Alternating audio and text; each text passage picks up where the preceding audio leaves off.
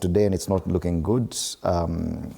All the dailies talking about death and destruction, and the numbers that you're looking at. The Star's even gone as far as talking about the number of people who've died during demonstrations in the last 2-3 years. Since 2023, they put the number at 140.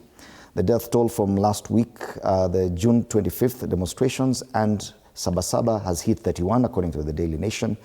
The Standard only goes with what happened during the Sabasaba demonstrations, with all the 11 people, their faces and the images there on the front page. And one wonders how sustainable this is, if this is a kind of pain and cost that we have to pay for whatever it is that even young people are pushing for. Is it sustainable anymore? Thank you, Fred, and allow me to first send my deepest condolences to the families of those that lost their lives on Monday and in the other protests that we have had in the recent past. And to also say pole to those that also lost their businesses on Monday, and particularly one lady called Annabel Jambi, who is the proprietor of County Supermarkets. And one Mr., we call him Maguna, the proprietor again of Maguna Supermarkets, and all the other Kenyans that lost property, but particularly those that lost their loved ones. It's very sad, Fred, that we are here. And I think government should be held accountable because of one or two things. One, listening to the accounts by the families who have lost loved ones, you will realize that most of those that are falling from police bullets, because they are police bullets, are people who are actually, some of them were not even participating in these demos. There was a case, a reported case yesterday of a young girl, I think about 12 years, who was shot while watching TV with the mother. And the mother was so distraught because, I mean, you can imagine, from the safety of your home, and then a police bullet comes and rips through, I think, the roof and kills a young girl, innocent, at home. And many, many other people, actually people who are not participating in demonstrations. But then, having said that, we must also say that it is the right of every Kenyan to demonstrate, but they must do so, in a legal way, in a way that is allowed by law, Section 37, peaceably and unarmed.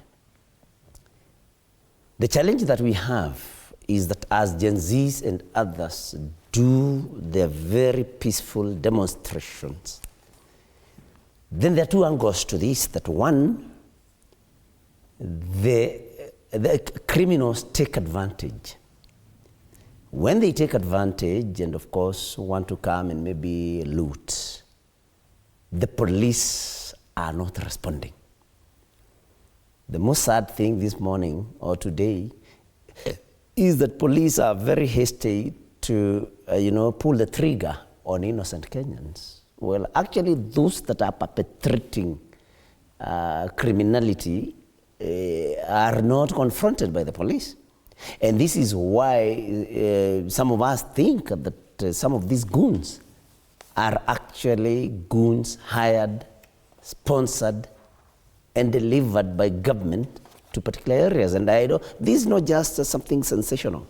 I mean, most of if you go to Kabati in Murang'a, the people who broke into County Supermarket were not locals. They were not known, because that's a rural town. People know locals there.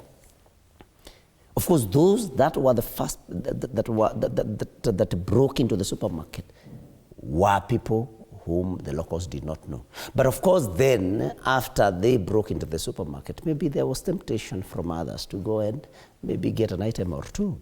So the thing is, the state must protect life and property.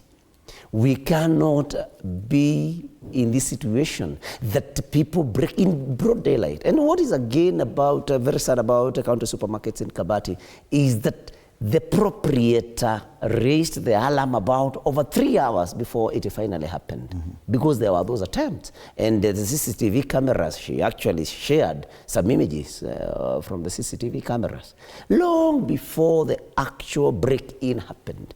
But nothing happened. No police action was anywhere. So we cannot leave Kenyans to their own devices, because what this might again provoke is what we call vigilantes. And you know you cannot control whatever is done by a vigilante group. And the concern now, Senator, is that this trend appears to have taken root, and it will continue. We may hope that something changes, but if at all it doesn't, then probably it's upon us to change our ways. Don't you think that probably there are those, okay, let me say, there are those who argue that probably it is time to stop the demonstrations, however much or however positive the intentions were by the Gen Zs, that going forward